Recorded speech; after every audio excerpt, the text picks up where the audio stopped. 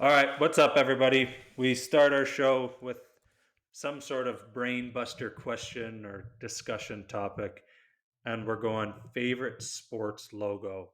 It's a tough one. Ty, I don't want to put you on the spot, but hit me with your favorite sports logo.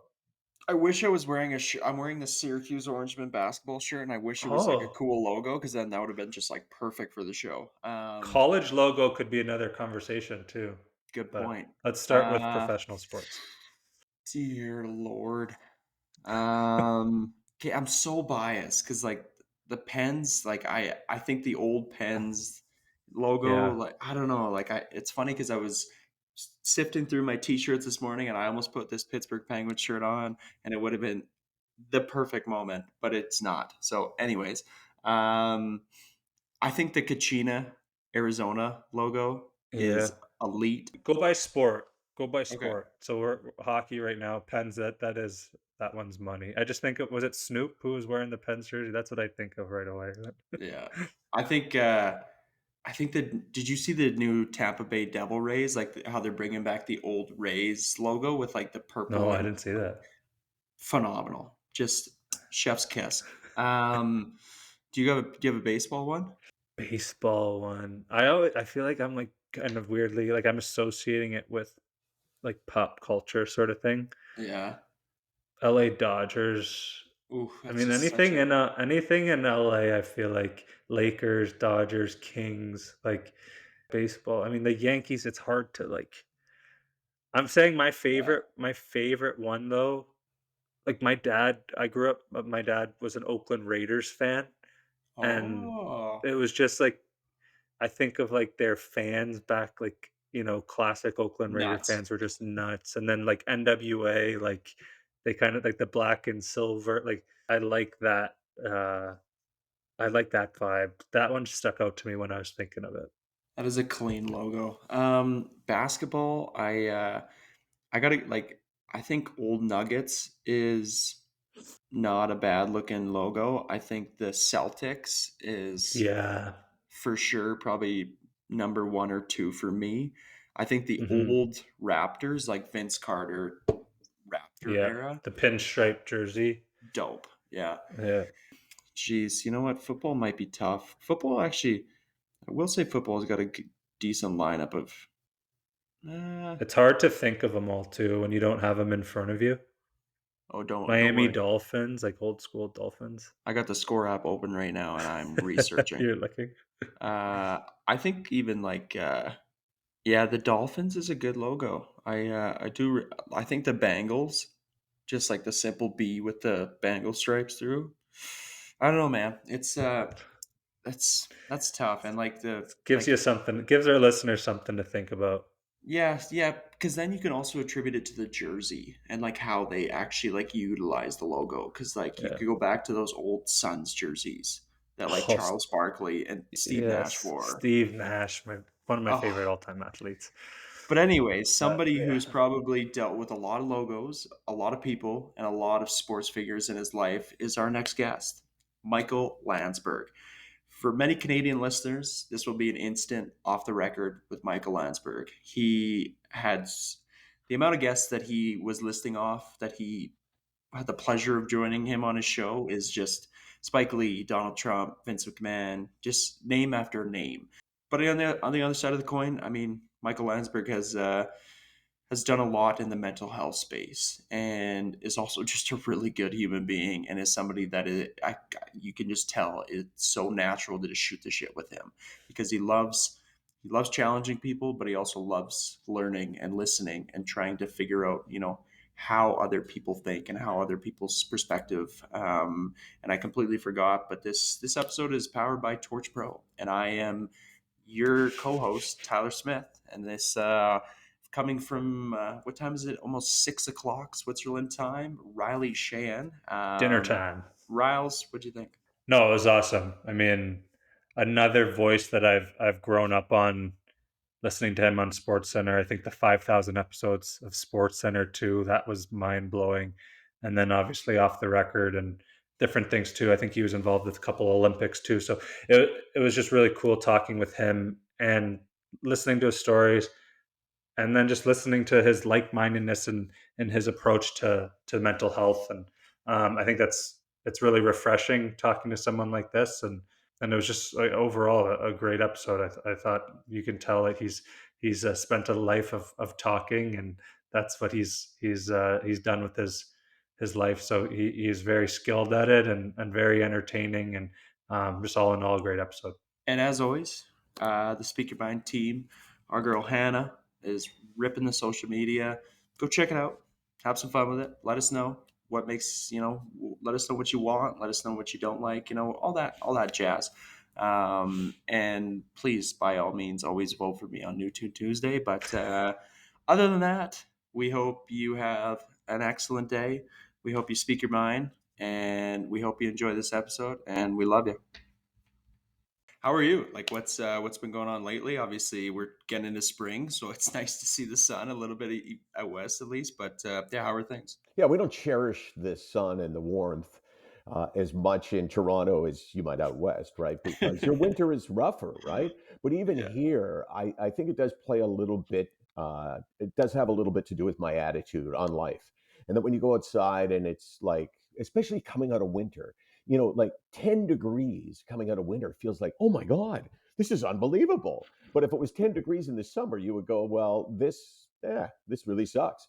And I'm going to bring this to mental health because there's an analogy. When you have had a bad time in your life, and in my case, it's been severe depression. And in my case, I had that 5 times, and each time I went off medication, I relapsed. But when you have been at like a 1 on a scale of 1 to 10, and all of a sudden you're a 4, it feels like a 9. It Yeah. feels like, oh my God, like, yeah, I don't care that I'm not perfect. I don't even care that I'm pretty good. I feel this little bit of improvement, and it ignites something in you to want more improvement. So I that was kind of a weird way to answer a question. Hey, Michael, how you doing? And the answer was what you just heard. So obviously been in Toronto for a long time then, right? Did you ever you obviously enjoy it? You ever get an urge to get out of the city or Because of the industry I worked in, because TSN was here, and because this is the place in broadcasting that you generally broadcast nationally from. I was born in Toronto. Came from a really close family. I followed all kinds of people that I knew, including my brother, who was 4 years older, at to go to University of Toronto, and they all went on to do things that were university driven, and I was lost, man. Like for me it was like, what am I doing here? But I didn't know anything else. And when I found this industry that I felt was kind of, I could make mine, that I could feel comfortable there, that I could work hard and try to excel at something, I everything I did kept me in Toronto, and really the only job I've ever had is being at TSN, which was in Toronto. And I married a woman from Toronto, and the idea of bringing our kids up with their grandparents around, I thought was really appealing. So yeah, I've been here, not very adventurous, but I've been here all my life. All right, so 5,000 shows, 37 years. Like, I took television broadcasting actually, and I have a major amount of respect for what you did, because you said it perfectly. You were allowed to be you, and you were allowed to you know you were allowed to speak your values in a sports world, and I think that's an important thing. So this is going to be a pretty weird question, but like, what sticks out? 5,000 shows, 37 years. And obviously, we want to get into, I guess, your relationship with sports now, but like, that was you. You were, off the record, Michael Landsberg. Like, what sticks out to you over that span of your life? I think what sticks out most of all was that I remain true to, I mean, there's shows that sticked out. Like Off the Record was this amazing job where I got to meet like everyone. It's amazing how, if I said name a couple of names of famous people that there's a chance, like don't mention the Pope, but just think of a couple of people and say, oh, this person, I bet you I either met them or I have a connection to them through somebody else. So that was a joy for me. But I think really the first job I ever had was at an all news radio station in Toronto.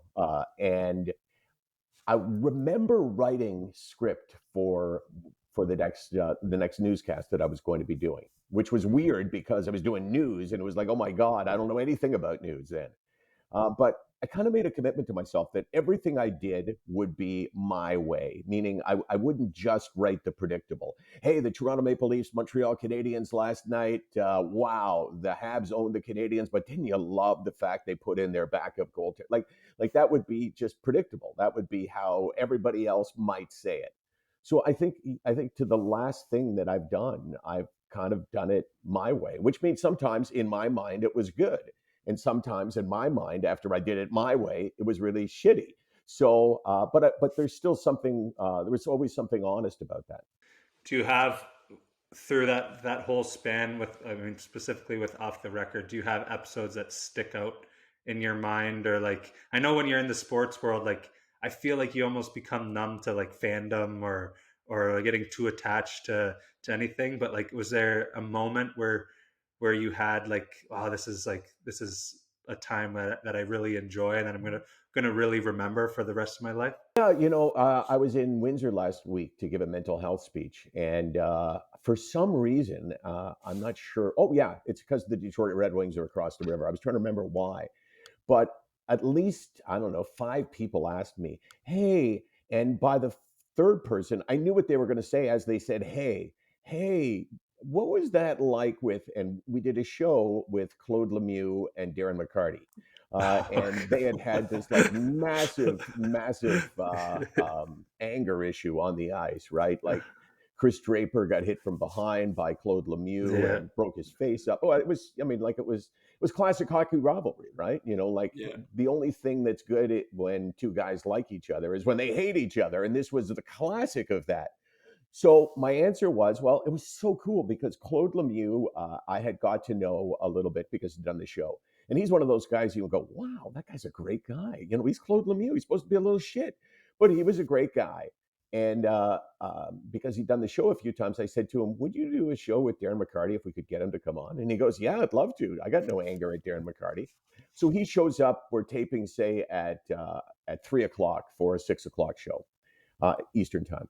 And he shows up at the appropriate time. And him and I are waiting for Darren McCarty. We wait 90 minutes for him, sitting in the studio waiting for him. And McCarty walks in and he's pissed. You can see from his body language that he has not forgiven Claude Lemieux. So he sits down and we start the show. And, McCarty's got this like real chip on his shoulder. And as the show goes on, you don't see the chip leaving.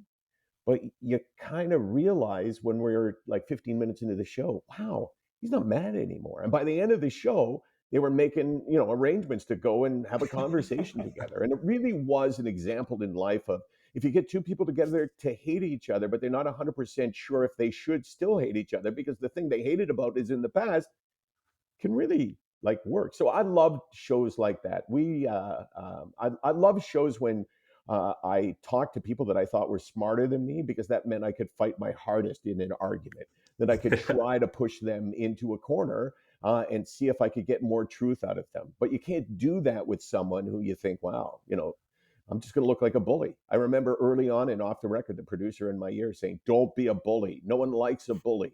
So, like Brian Burke, until he was a great guy for that. He was great because he's super smart. And the challenge of challenging someone on their life, like think about it. Okay, I'll use a better example because it's more sort of outside my life. Vince McMahon. When you're interviewing Vince McMahon and you're trying to push him to clarify something, or if you think that he's not telling the truth, then you got to push. But now you're debating his world, right? So now I'm debating wrestling, which is what he knows, what he lives in, and I'm only a visitor for the day to it. So that to me was the fun of the job, was developing the confidence to be able to challenge someone on their own lives in their world when I was just a visitor. Oh God, I could imagine. I could imagine some. That's got to require some good skill there. Just bringing back to the McCarty, Claude Lemieux thing, like I remember playing in Detroit, and every time we put that, or the media team put that video up in the arena, it didn't matter. Like that's how many. What year was that? 94, early mid 90s, right? Yeah. Oh, yeah. I mean, it's 2015 at the time, and there's still the crowd would just roar at that moment. Every game. But it It's was really like, cool. you hear the other perspective, right? You hear, I mean, that role existed in hockey, either the enforcer or the shithead, right? Who, that's what he was there for. Like Claude Lemieux had more talent, obviously, than a lot of guys who played that position or did that job. But still, he knew that, I mean, he wouldn't have been, he won the Conn Smythe a couple of times at least. He would not have won the Conn Smythe if he didn't play like that, right? He wasn't that good Hmm. a player that he could have helped a team to Stanley Cups based on his hockey skill. So that position existed, and guys knew that. And sometimes, like the best talkers I ever met as a group were the enforcers, like unbelievable. Like I hated Cam Jansen because he hit Thomas Caberlet from behind, or no, he hit him really really late, and I'm a Leaf fan, right? I fucking hated him. And then when the pandemic started, our charity started to do a show called Isolation Nation, where it was basically a talk show, and the idea was to talk to people about mental health and about how they were coping with being isolated because of the pandemic. And we had Cam Jansen on, and I thought, I love this guy. This guy is so smart. This guy is so self aware. That's the thing. It's not like, oh, yeah, well, Caberlet deserved it. He knew his job was to go out there and whatever it took to help New Yeah. Jersey win that game. And if that meant that Thomas Caberlet was going to get hit by him late, then that was okay. I mean, like Bob Probert. Bob Probert was, my daughter was in Ryerson at radio and television when Bob Probert was, this was after his career. He was playing in a charity game in, I don't remember where it was. Maybe it may have been Calgary, called the Juno Cup. So there were musicians on one side, and there were ex hockey players on the other side, or ex NHLers on the other side. And Bob Probert was there. And my daughter was doing a documentary for school about the challenge of retirement for hockey players. So I had interviewed Bob Probert a few times on Off the Record, and he was so gentle and so lovely. So I said to him, "Hey Bob, could you do me a favor? My daughter's doing a project, and she would like to interview you." He said, "Sure, absolutely." And then I said, like she's never done this before. He goes, "Don't worry, I got her." So we go in the locker room, and I'm holding the camera, and Casey goes up to Bob Probert, and Casey was probably 19 at the time. She probably looked like she was 12. And I'm thinking, oh my God, like this is the big time. Like Bob Probert, he's scary. And Hmm. he goes, Case, I'm looking forward to you talking to me. I think he called her Case, which was like made her relax even more. He said, you don't worry about a thing. You ask me a question and we'll have a great time. And I thought, wow, Bob Probert, just the most gentle soul you could imagine. I thought it was amazing. Yeah, that's cool. Been fortunate to be able to have a couple people in the media world on. Emily Kaplan, Chris Johnston, some people that are really just genuine about their interview process, and I think that is like something that I find so valuable, especially when you are gonna be bringing in McCarty and Lemieux and creating, not a hostile environment, but their past is hostile. Where did that, I guess, stem from for you, of being able to make sure that you're creating this space that, yes, there could be some, I'm going to challenge you and this Right. could get a little, but where did that, I guess, begin or start for you? You know, I think the first interview I did when I was in school, I told you, talk radio. And for a year afterwards, worked at a music station where they let me do sports, which was not part of sort of their game plan, but they knew that, like I was really passionate about it, and they let me do it. And I started doing interviews, and I thought, wow, I've never done an interview before, right? This is really cool. I get to ask anything I want. And I think I realized right away that the key to doing an interview is listen to what they're saying, because very often they'll give you the tip off on the best question by how they're answering another question. And if you're not really paying attention, if you're tied down to looking down to what's my next question, then you're going to miss it. So, really, a good interview, if you wanted to do it this way, would be one question. You ask one question, and then it's a conversation. And it's not like you search for things in a conversation to ask. You just talk. So that kind of reaction is really good. But for me, I think the key was research and making sure confidence comes from knowing that you know this subject. So, you're talking to Brian Burke about Brian Burke in trades he'd made and his belief in the importance of fighting or whatever, and his career and his life and all of these things. If you learn them, then you can just look him in the eyes and think, okay, well, I got this. But if not, like you're really afraid to take it to different areas because you don't know much about it. So I think really working hard beforehand makes it a lot easier to work during the interview. And especially on off the record, I was lucky that we had a crew and we always had a couple of interns. And I would say to people, this would be the procedure. Okay, well, I'm talking to whether it was a show with a panel or let's say I'm just trying to think of a guest who I wouldn't have known that much about, but you guys could throw out a name. But I would ask everyone. I'd say, okay, by 3 o'clock this afternoon, send me 10 questions that you would ask them based on research. So now, like there was probably 4 or 5 people that were doing that. So now I'd have 50 questions from different people, and I would look through them and go, oh, okay, well that's really really like clear that there's something great to ask about that. So I think it's all about research, it's all about planning, and it's all about getting good at research too and understanding. Like my key was always, if I was doing a straight interview, was to ask a question off the top. The first question I asked that would have the guest going, wow, how'd you know that? Or, Yeah. well, that's an interesting place to dive into because that makes them feel when you do an interview with someone and they've taken the time to do it, the best way to say thank you to them and to compliment them is to learn stuff about them, to prepare and to research. That's like the ultimate compliment. You can tie that into mental health too, right? Like waking up each morning when you're prepared to get at your day or whatever, is it makes your days easier. Whether things not hanging over your head, you have like stuff you haven't paid or people you haven't paid back, or you have all these duties that you realize that you're missing out on. And even like sports too, like if you're not training, if you're not eating right, and then all of a sudden you got to jump into training camp, it makes things that much harder. So I don't know if you saw it, my daughter came up and gave me a cup of coffee. That's the Bob I Probert love daughter. And just by the way, I spilled about, I don't know, a couple of ounces on my leg. It's fucking hot, man. So I see I'm playing through pain here. That's what you got to What do. kind of coffee? What? I love strong coffee. It's my thing. So I boil water and I use a French press, and I usually Nice. use Starbucks coffee. And coffee is like my thing. I don't drink a Yeah. ton of it, but just first sip in the morning. I call it the basic joy test. Watch the great segue here to mental health. The basic joy test is this, especially talking about depression, but it works for anxiety and other mental illnesses. Uh, the question is, how you doing?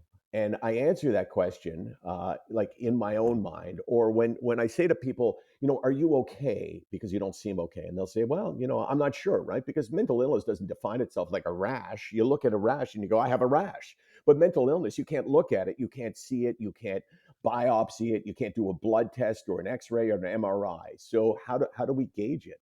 And my answer to people very often is think about something that brings you basic joy, like not, oh my gosh, like my team won the Stanley Cup, or I just got a great job, or like that doesn't happen very often, or I just got married or had a kid. Those are things that don't happen often, but little like basic joy. For me, basic joy comes from that first sip of a cup of coffee in the morning where I go, Hmm.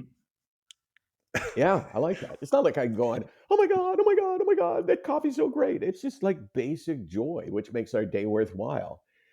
And the question then becomes, do you still feel the basic joy from that thing that always brought you joy?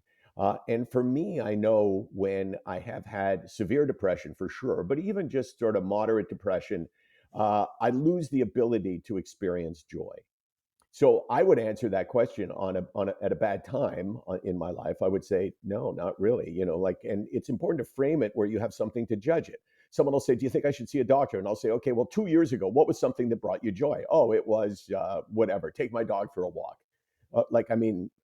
Now when you take your dog for a walk, how do you feel? And really think about it. Like, not, do you do it, but do you feel the joy that comes from something like that? Because that's what depression robs us of whatever it takes to feel that joy it's like it's gone. And when people say things like, "Oh, you know what? Just try harder," or just get out and take a nice walk.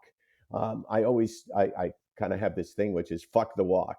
The walk represents all the ideas that people have for those of us who battle depression, right? Like do something fun or appreciate the good things in your life, or why don't you do this, or why don't you go out for a nice meal? It's like, well, okay, that's great. Like a walk is fine, but it's not a cure for mental illness. So basic joy tends to be a really good way to give yourself a frame of reference. I like that. Yeah, it's an interesting perspective, and I definitely resonate with that. And now that kind of leads me to, obviously, off the record, TSN, those years brought you a lot of joy. When you started losing that joy, and when you knew that you had a decision to make, how did you get through that? And how did you frame your mind now to being, okay, I don't have the joy I once had for this. Like I need to do something for me. Can you talk us through that, a little bit about that I process? can. I can basically talk you a little bit through everything because when I feel good, it's like you can't shut me up. Try. Okay, coach, try to shut me up. But I think that's a great question. I think that I think this is really good because I feel like I'm talking to two guys who understand it, and that's not. It's not that often that I sit on this side of the equation. I'm answering questions, which is kind of fun. But that's a great question because especially something like depression can happen. I mean, you had obviously Tyler, a profoundly horrible depression causing incident in your life, right? But I didn't have that. So what it tends to be for me and many people is this tiny, tiny change that happens in us that's so small we don't notice it, right? It's like a tiny tap on the arm that we don't feel. But if you tap on the arm 1,000, a million times, eventually it'll start to hurt. It's like you don't notice yourself, for instance, gaining weight, right? During the pandemic, a lot of people gained weight, and they didn't notice it. It's like you might gain a hundredth of a pound or a kilogram a day, so you don't feel that until you go to put on your pants and you go, holy shit, like I gained a lot of weight. You need something to tip you off sometime that you've changed. And for me, that was actually getting asked by the producer of the show to go screen a movie because the guest, Vin Diesel, how cool is that, name drop, was on the show the next day. And I said to him, Bob, I can't go. I'm sorry. And he said, oh, okay, whatever. And that was my job to go.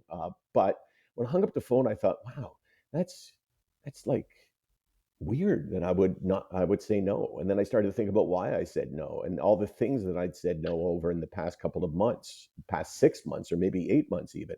Then I started to think about how I'd really retreated, how I was looking for opportunities to be alone, not with people, which goes totally against my natural instinct. And I just thought it hit me after forensically evaluating my own life. It hit me, oh my God, like there's something really wrong with me. And the worst thing about it was that I realized I changed. I thought to myself, I have become another person. I hate this person. How did this happen? And I have to get me back. And that's the day that I went to the doctor and started the process of getting me back. And that happened to me 5 different times where I was totally lost in this hole of depression where I would look up from the hole, metaphorically, obviously, and think to myself, I can't even see the top. I can't see a way out. It was like I had, my body had been taken over by this awful plague that I had no idea. I don't know. Now, the two of you, your story, have you both or one of you or neither of you suffered from severe depression? Or when I say severe, I mean, we don't know always if it is, but if you go, well, this really sucks, that would be, pretty severe depression. Yeah, I mean, I think it's interesting, especially with grief. I think there's always kind of those moments where not this really but at the end of the day, this sucks. Like the 5 year anniversary, this sucks. But I guess I haven't been clinically Okay. diagnosed on depression or anxiety. So yeah. Yeah, I guess more similarly to you, like I've been on medication. I'm not on medication right now, but I spent a good portion of my career, 5 years, 6 years, with an SSRI and Xanax and things like that. But Yeah, I get it was always just like for me, I felt like it was always just like I'm in a position that I've dreamed of since I was a little kid, and why am I still not feeling the contentment that I feel like I should be based off how everyone else perceives my life. So that's kind of always been a question, and something that I battle with. So yeah, That's depression, what you just described. Thanks for that. It's, I think the most powerful thing that you can do with something like depression is to even being specific and recalling moments, because that's what people relate to. Like, if you Google symptoms of depression, you'll get, a billion hits in or a billion websites in like a half a second, and they all kind of have the same things, loss of appetite, inability to sleep at night, tired during the day, like things that are symptoms. But I don't think people relate to that. But if you start a sentence with, when I realized that there was something wrong with me was when I stepped on the ice at the Air Canada Center. I'm making this up. And, like it was my lifelong dream to step on the ice at the Air. Oh, wait, I'm living my life now through you. My lifelong dream. Uh, but if you say, and I'm stepping on the ice and all the energy is, and I just don't feel any joy. That's the kind of thing that people relate to, because that's what they have gone through in a different context. And I think all of us experience some things in common when it comes to an illness like anxiety or an illness like depression. And one of them is the loss of the ability to experience joy. How about self esteem? Did you feel like your self esteem was less when you were battling, the real bad depression? yeah, yeah, definitely. Like I'm just a very like I'm a very I'm a person who really seeks social connection, and like I just really I think Ty is similar too in this way. Like we just value like relationships and value fitting in, and we want other people to fit in, and we want to fit in. And I guess I'm speaking for myself, but saying we. Sorry, Ty. um, so self esteem definitely like I always had hockey to lean on, and that's where I kind of always fit in, and people I guess would want to be around me because of maybe the success that I had playing hockey. But then I struggled definitely like overthinking the way I'm perceived, and overthinking like if I'm letting my teammates down by my poor play, or if I'm letting and then I had these instances where I did let people down, like I said, with these drinking related offenses where I was getting arrested and things like that. And I think all of that just kind of just kept falling on me, and then it created this these amplified feelings. So that's where I struggled with that. Who experiences that? Everybody who experiences mental illness like that, all of us. I mean, we all live different lives, right? I mean, we all can't relate to, we all haven't gone through, playing professional hockey at the highest level and feeling like, oh, I've let people down. Not all of us most of us don't, but all of us have things in our life. Like for me, it was always looking into the camera. I'm looking into the camera right now, and I feel like, you know what? And this isn't an ego thing at all, but in the context of my own life, I feel like, hey, I own this, right? I'm talking about something I know. I'm a professional talker. Like, okay, let's do this. But when I'm not feeling myself, even in a small way, I look into the camera and think, God, they're thinking to themselves, well, this sucks, or this is a disappointment, or wow, I thought he'd offer more. And that comes out most profoundly for me when I give a live talk in front of a live audience. When I feel good, it's like when someone's introducing me, I'll be like up there standing beside them because I want to do it right. Like I know I got something important to say, and I look forward to sharing it. But on a bad day, I'll be thinking to myself, God, why did I say yes to this? Oh my God, I'm going to get up there and these people are just going to go, wow, that was a disappointment. And that's true whether whatever you do in your life. It's like depression finds this thing to freak us out. And this like voice tells us, you're no good, you're going to suck, these people will be disappointed. Whatever it is that we fear, the depression tells us that our fears are real. And I think that just talking about it and other people hearing that you have experienced the same thing is really important. Yeah. Wow. Well, I think I saw you had a Bud Light the other day, and I think we'll have to have a couple Bud Lights because I definitely I relate to that a lot. I especially in the public speaking space, which is a space I didn't ever really imagine getting into, but it's the exact same thing. Like my girlfriend will text me and be like, "How was the speech?" And sometimes it's like, "Yeah, pretty good." Like I missed a couple points that I wanted to talk about, this and that, and then other times it's like, holy shit, that felt so good. Like that was like I felt good. It felt natural. I was making people laugh, like this and that.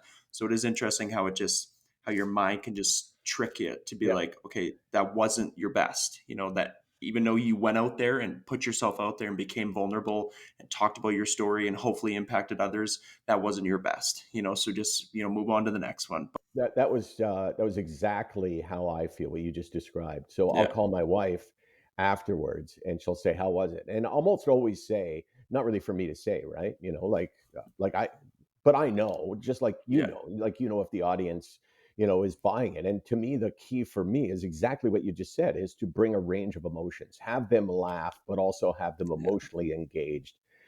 And on days when I'm not feeling it, I could say to Karen, "Oh my God, that sucked. Oh God, it was terrible." And yet you could go out to the audience and say to people, if they would be honest with you, they might say, "Well, I thought it was pretty good." Like people don't necessarily monitor every syllable that comes out of your mouth the way you monitor every syllable. And the Bud Light thing, yeah, I shot those videos and tweeted out yesterday because I'm a big believer in equal rights for everyone. And I thought, oh my God, people want to boycott Bud Light and Nike because they put a trans person on their advertising.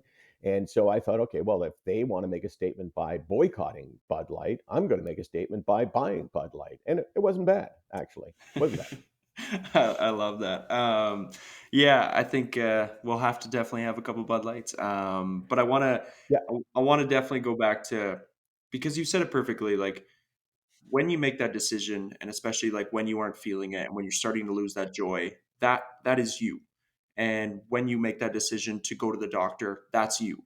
And but on the other side of the coin, there is so much talk about support system, and support systems are so valuable. And even, the fact that you can call your wife after a speaking engagement, that's valuable, and that's very important.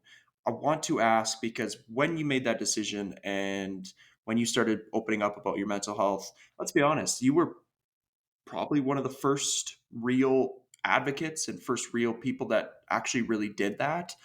What was that response like, especially in a sports world? Because I know, like, I've been fortunate to now look at Simone Biles and Jonathan Drouin and Carey Price and be like, well, shit, like these guys are doing it, these people are doing it, like I can do it too. But at that time, I don't think there was a lot of people that you could look up to and be like, oh shit, that person who I look up to is doing it and taking care of themselves too. So, what was that response? it's a really well phrased question. I think that for me, it was really easy. Because I never cared what people thought. Like, I think part of that is that I was brought up in a great house where my parents adored me, so I always felt like, I was never. It's like I never really cared as much as other kids what people thought of them. But broadcasting gave me a confidence, right? Broadcasting, gave me a place where I could be myself, and I became this broadcaster, even on, like in the early days of my career, but especially on Off the Record, that people hated and that people liked, right? Hey, Landsberg, you're a fucking idiot. And hey, Landsberg, I really like the show. And I became really actually good with that. Like I would look forward to people, saying the negative because it's more interesting to, than someone saying, "Oh, watch your show. It's so awesome." So I think I got really thick skin because of that. And because of everything about me, when in 2009, that was kind of the first time I ever spoke about mental illness. It was a year after this, 11/24/08 YUL MH5210400. I had that tattooed on my arm this past summer, November 24th, 2008, YUL, Montreal airport code. MH521, Marriott Hotel Room 521, 0400, 4 a.m. in the morning. We were shooting off the record at the Grey Cup. I had been severely depressed for a year. I kept refusing to go back because I didn't want to go back on medication. Who wants to be on meds? And I kept fooling myself. And then, I started using benzos. You mentioned Xanax. Well, I was using Ativan, and it was, you take 0.5 milligrams. That's the starting dose, and then after 3 weeks, you go, it's not working anymore. So you start taking one, and then you start taking 1.5, and then you start taking two, and before you know it, you go, I'm fucked. So I just I had this awful year. And when I was in Montreal shooting at the Grey Cup, I sat on the edge of my bed and I thought, wow, this is why people take their own lives. And it wasn't that I didn't love my wife, and it wasn't that I didn't love my kids, and it wasn't that I didn't like my job, and it wasn't that I had a gambling debt that I wanted to run from. It had nothing to do with any of that. It was just there was something really, really, really painful that was going on in my life. And that's a pain you can't explain to people. Like mental health pain, you can't explain it. You can't tell people what it feels like.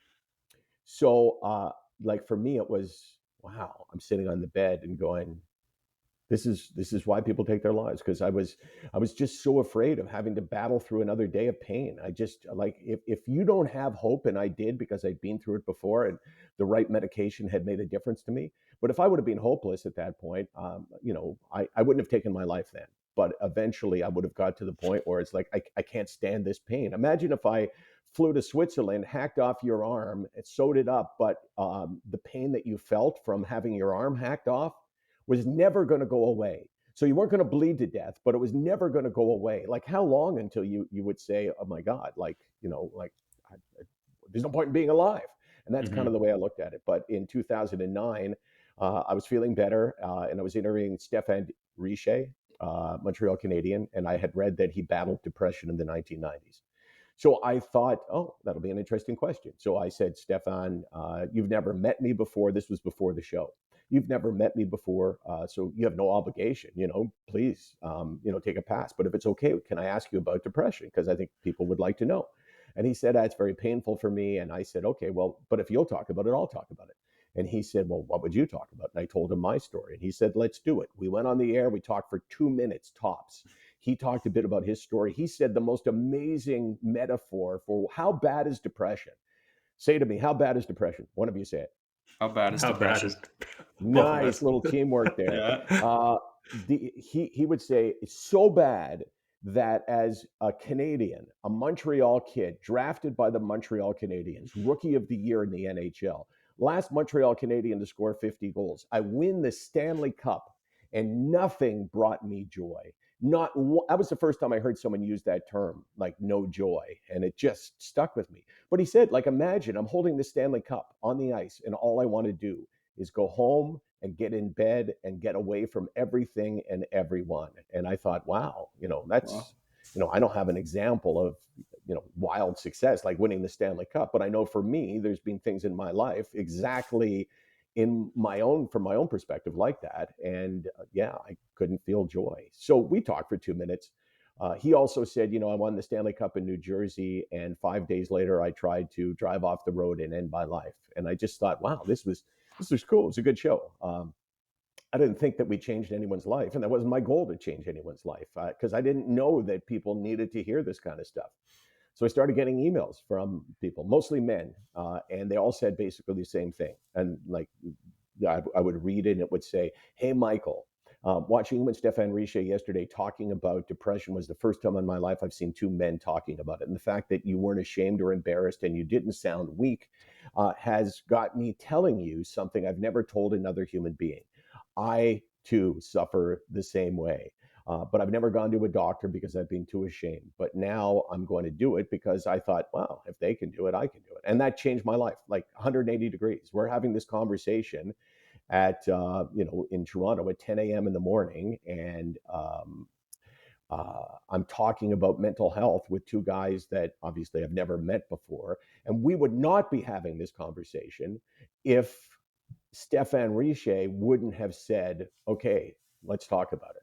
It's crazy too, like when you're in the position, you almost like Riche, and even for yourself, like how your brain can keep fooling yourself to like keep pushing through because it almost like manipulates your own self to thinking that you're doing all these things and all like, and so just keep doing it. Like you're fine, just keep doing it. You have all this stuff, keep doing it. But then like for Richer to even say like just being blatant, like listing all these accomplishments, but I still don't feel any joy. Like that's pretty admirable. It Yeah. changed his life too. Like we've had a couple of. I mean, I don't see him much, but I hear hellos from him because he plays in alumni games, and like he changed my life by saying, "Yeah, let's do this." And I changed his life only because I convinced him to talk about it. But I mean, this was really all about him, and I was just along for the ride to convince him to talk about it. But you're 100% right. The brain, because you can't define mental illness, right? In a way, you can't quantify it. As I said before, almost everything else. Oh, what's wrong with my knee? My knee's not feeling good. So you go for an MRI, and they tell you, okay, well, unfortunately, you have a torn ACL, and we have to reconstruct it. Like it's not like, oh, I was fooling myself into thinking I didn't have a problem. I mean, these are things that can be resolved definitively.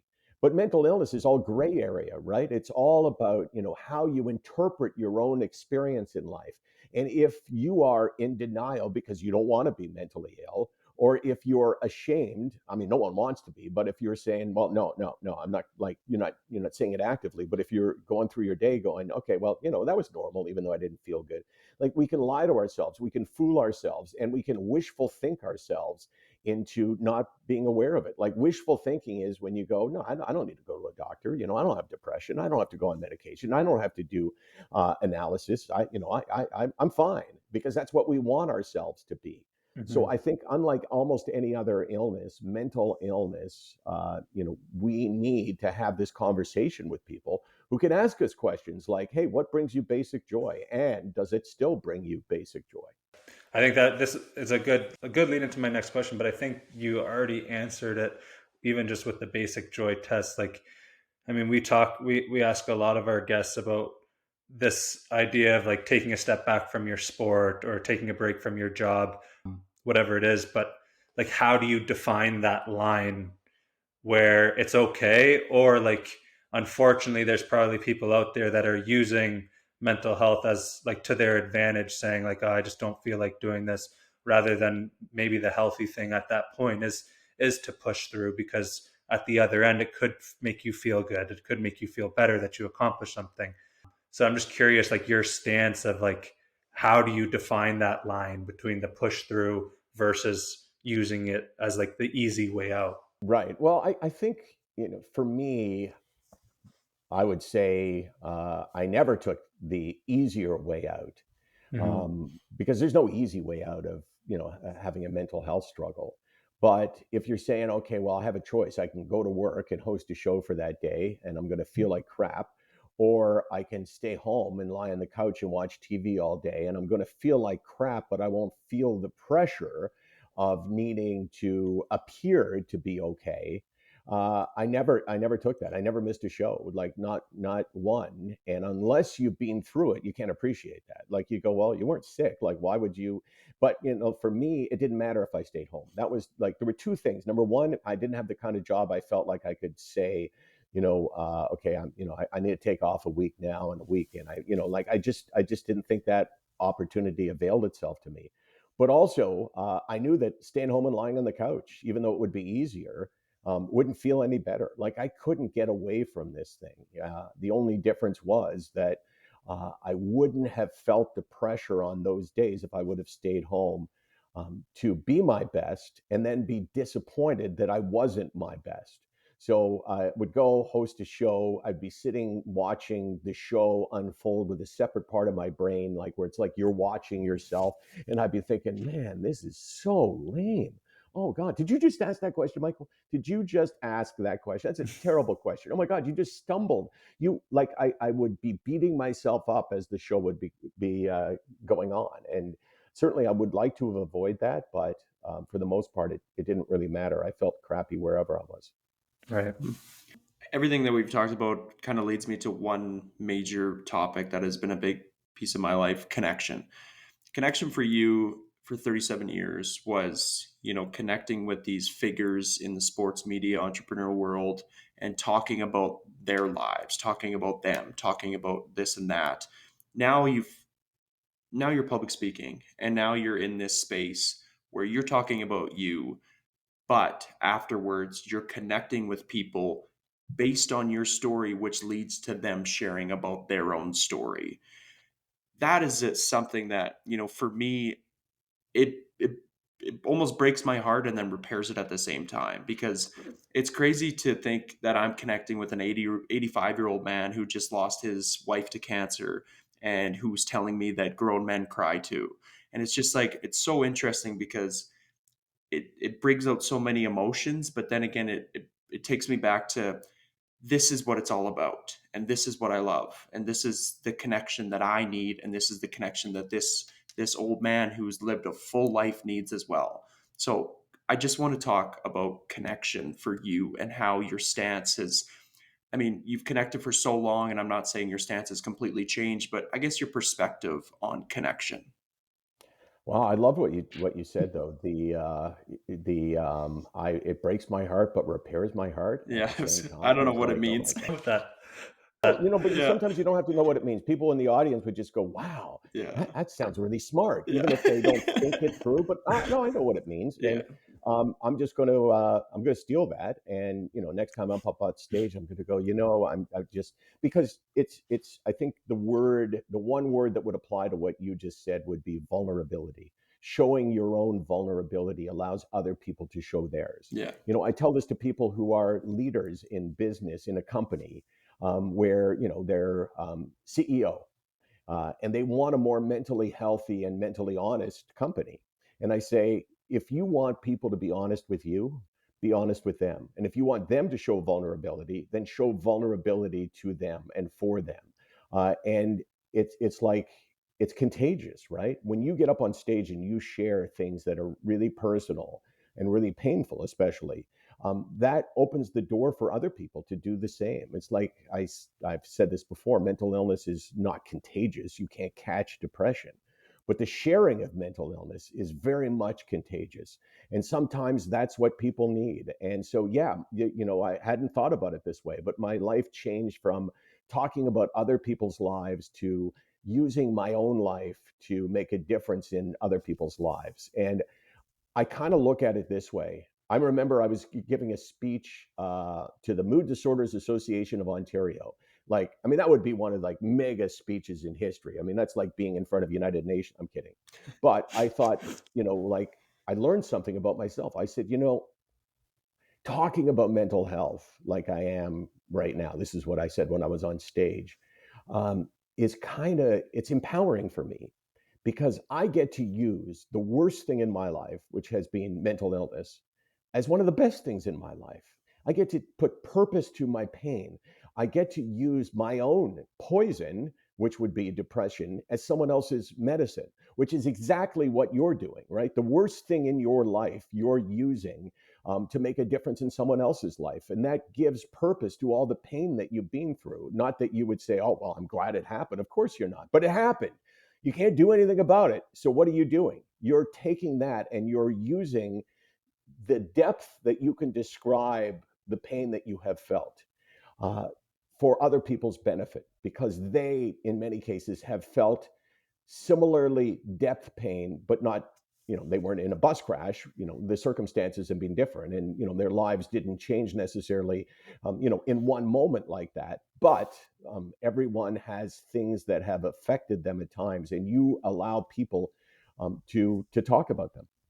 Yeah, yeah, it's so interesting because especially that's a big thing as well as comparing stories. And I think we're, as humans, we're so quick to diminish our own story and also resort to comparison because we don't, we never want to put ourselves on a pedestal, and we never want to make it seem as though like our story overbears everybody else's. It's just, okay, that person's got it worse, that person's got it better. I don't want to glorify what I'm going through, so I'm just going to kind of sit back. But it's so interesting because when that space is created, it's mind blowing how many different types of people that have been through crazily different things in their lives just feel as though this is where I can just be me, and this is where I can feel accepted and heard. And I think that's something that it's I don't know if you feel the same way, but it's craving. And I really, as much as I know that I still need to set boundaries and still have to have that balance in my life of, it's something that I love speaking, but I love the connection afterwards. And I don't know if you feel the same way.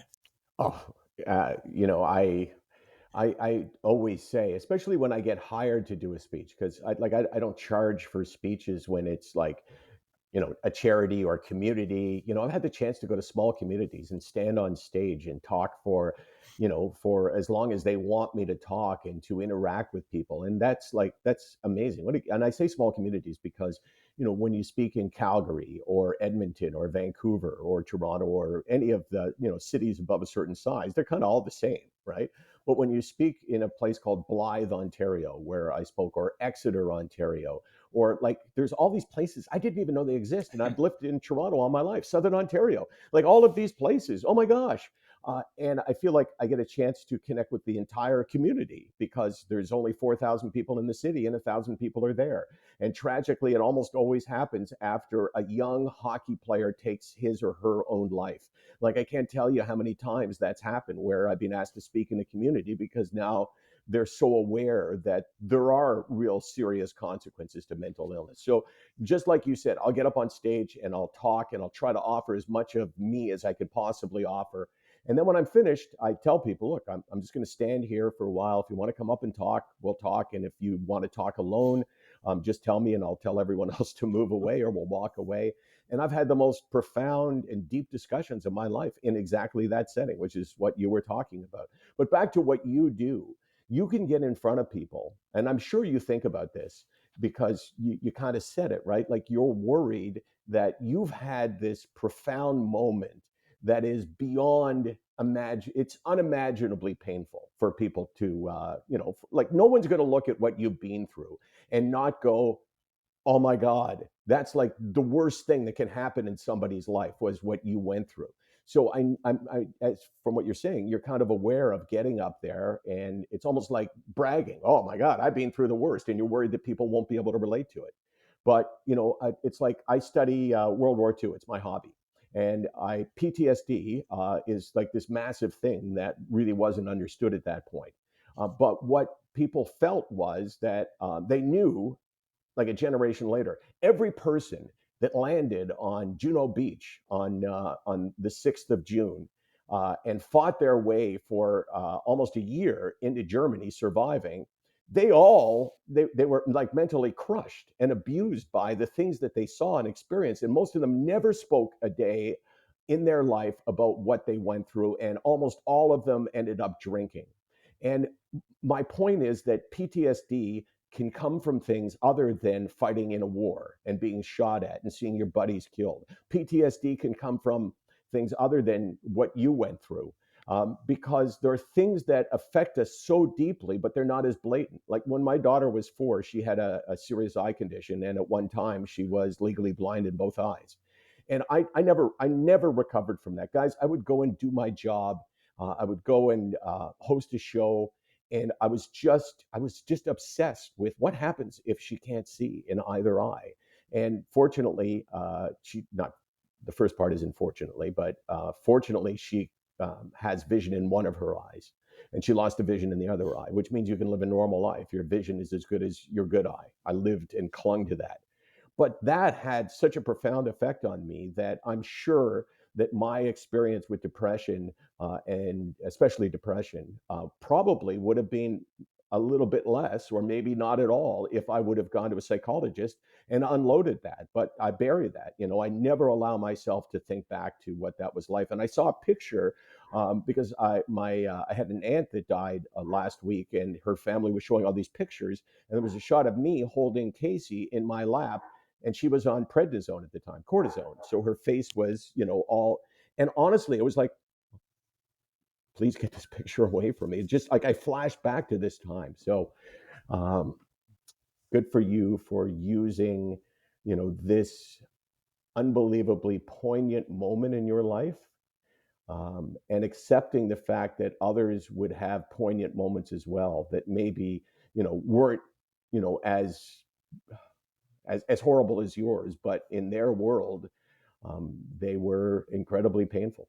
Yeah, we need to. I think Riley and I have had this conversation many times, especially with Joe Hawley, just about how we need to, in society, we need to make room for our small losses as well, and our small grievances, and our small triumphs as well. And I think, that's definitely something that we've tried to help amplify. But yeah, Rouse, go ahead. We can touch on sick, not weak. I think the powerful thing about this is the vulnerability that the two of you are showing, right? Is that, it's very often, especially around Bell Let's Talk Day, when I would do tons of interviews, be interviewed by people, it would be like the only ones that really were significant were ones that started with someone sharing something about their own life.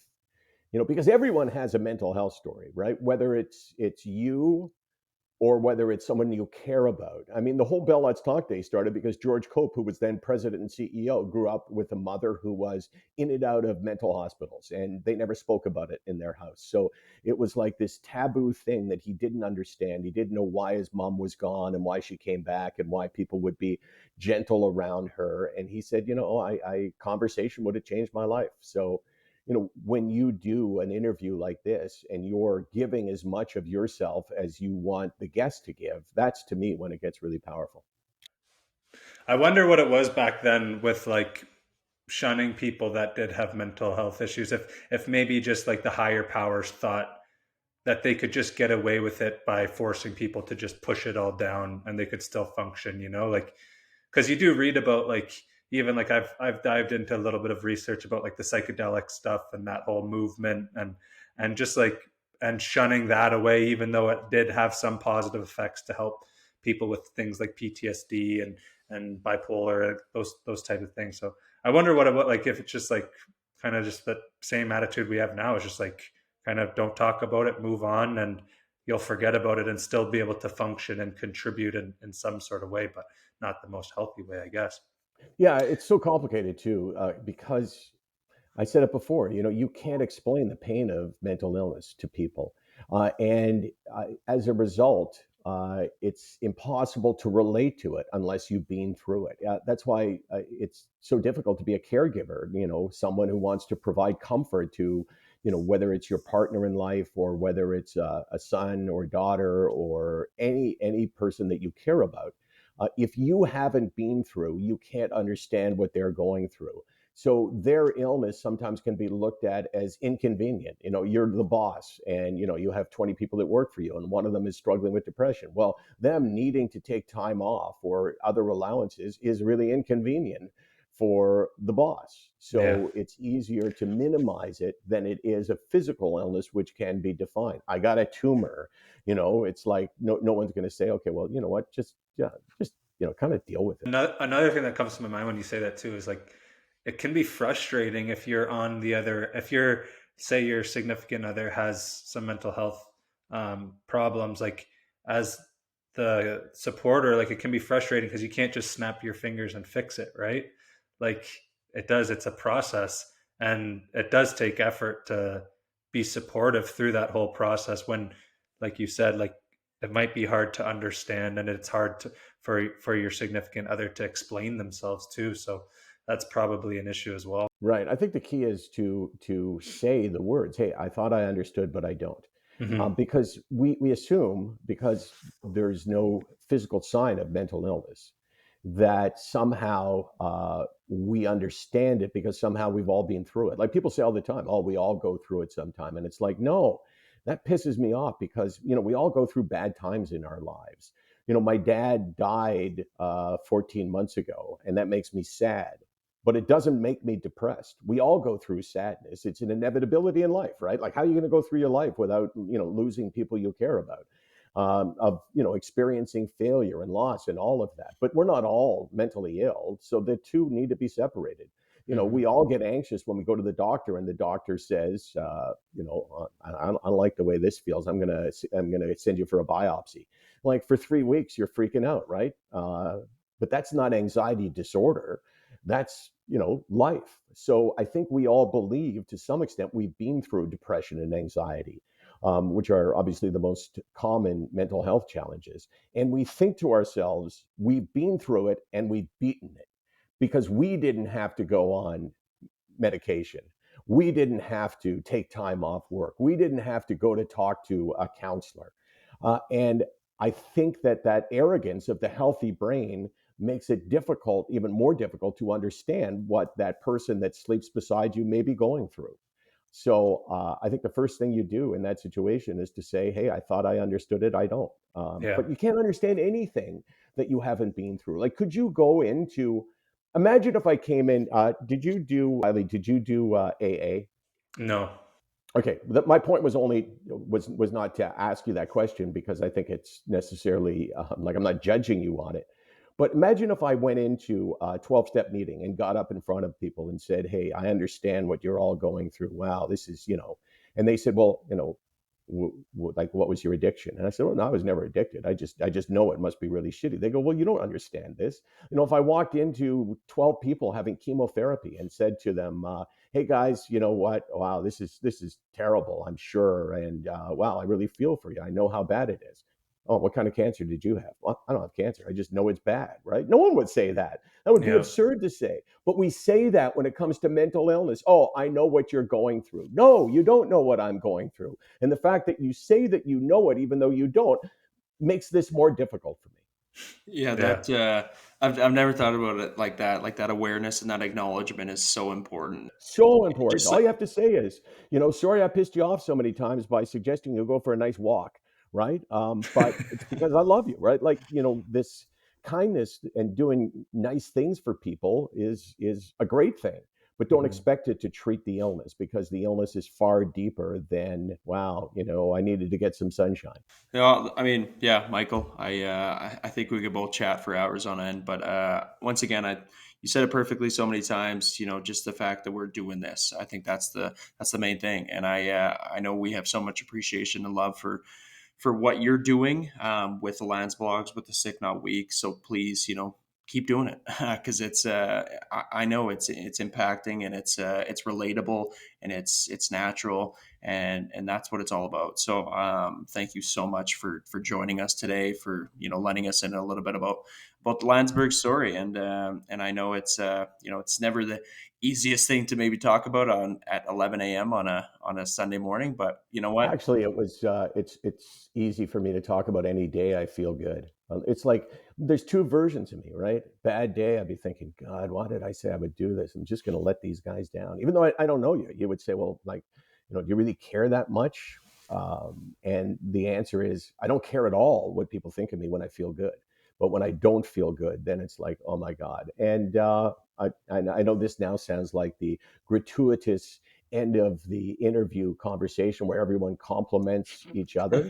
Um, and I'm better at giving compliments than taking them. Yeah. So I'll say this: you guys are amazing.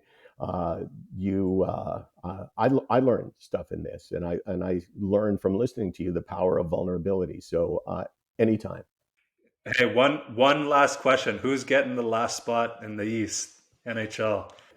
I don't care because my Maple Leafs are. Yeah. Did you see last night that they put in the? I don't know, like the neutral goalie, right? Who can Uh-huh. play for either team. They put him in with 1 minute to go, and Chris Weidman. They asked him Yeah. to it, and he was Yeah. so disrespected. He says, "Yeah, well, they'll get theirs in 2 weeks or whatever," meaning like Yeah. they'll get knocked out. And I thought, Yeah. I'm That's pumped. funny. Like I was brought up on the Leafs and the Argos and the Blue Jays, and then the Raptors eventually. But yeah, I don't think we choose the teams we love. I think it's in our blood, and it'd be easier if we could. Like if I could say, I think I'll be a Tampa Bay Lightning fan if this was like 5 years ago. You can't do Yeah. that. So go Leafs, go. Who's your team? Fan. Grew up a Leafs fan during the Sundin era. So Matt Sundin, lovely soul. I because we were doing off the record, then I could tell you stories about all those guys, but we'll save that for another time. to do this one again, Ty. Well, 100%. Yeah. Thank you so much again, Michael.